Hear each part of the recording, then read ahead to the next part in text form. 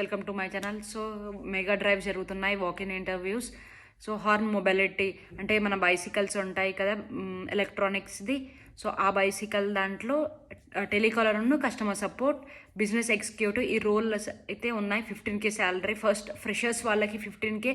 So max experience ఉందనుకో, based on experience 20K రావచ్చు, 25 రావచ్చు. నీ ఎక్స్పీరియన్స్ని బట్టి నీకు శాలరీ ఉంటుంది. సో ఫ్రెషర్స్కి అయితే 15K శాలరీ బాగుంటుంది. రొటేషనల్ షిఫ్ట్ ఏం లేదు, మార్నింగ్ షిఫ్ట్సే. ఈవెన్ అప్పుడప్పుడు ఫీల్డ్ వర్క్ కూడా ఉంటాయి, అంటే బయట స్టేట్కి వెళ్ళడం కూడా. సో అది కూడా బెస్ట్ ఆపర్చునిటీ మీకు. అంటే మీకు డబ్బులు వసూలు అలాంటివి ఏముండయి, మన షాప్లోనే మనం వర్క్ చేయడం. సో దాని జేడీ ఏందో మీకు చూపిస్తాను, మీకు ఐడియా వస్తుంది. మేము వచ్చి హార్న్బ్యాక్ ఈ మొబిలిటీ, అంటే మన బైసికల్స్ ఉంటాయి కదా ఎలక్ట్రానిక్స్, ఆ కంపెనీ.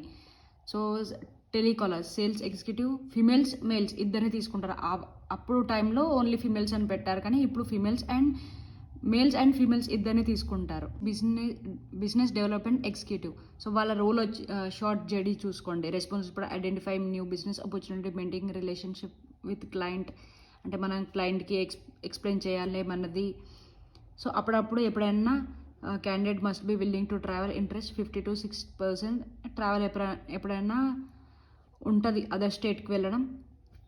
సో మన క్యాండిడేట్స్ మాత్రం విల్లింగ్లో ఉండాలి, ఎప్పుడైనా కూడా ఎక్కడికైనా స్టేట్కి వెళ్ళాలి అనుకుంటే. సో సేల్స్ ఎగ్జిక్యూటివ్ వర్క్ వచ్చేసి ఎలా అంటే మన కంపెనీని ప్రమోట్ చేయడం, కాల్స్ లిఫ్ట్ చేయడం, సో మన కంపెనీ గురించి చెప్పడం. సెకండ్ వచ్చేసి మన బైసికల్స్ అమ్మడం, సో మన బైసికల్స్ గురించి ఎక్స్ప్లెయిన్ చేయడం క్లయింట్కి. సో ఇలాంటివి ఉంటాయి. సో ఎవరైనా ఇంట్రెస్టెడ్ ఉండంటే హార్న్ మొబిలిటీకి నాకు చెప్పండి. నేను దాని అడ్రస్ కూడా, డీటెయిల్స్ కూడా, హెచ్ఆర్ని ఎవరిని కలవాలో అన్నీ చెప్తాను. నాకు తెలిసి అయితే ఇది బాగుంటుంది. సో మీరు ఎవరైనా ఇంట్రెస్టెడ్ ఉంటే చెప్పండి. So males females eligible, right? మరి ఆలస్యం చేయకండి. ఇంట్రెస్టెడ్ ఉంటే కమెంట్ చేయండి, రైట్? బాయ్.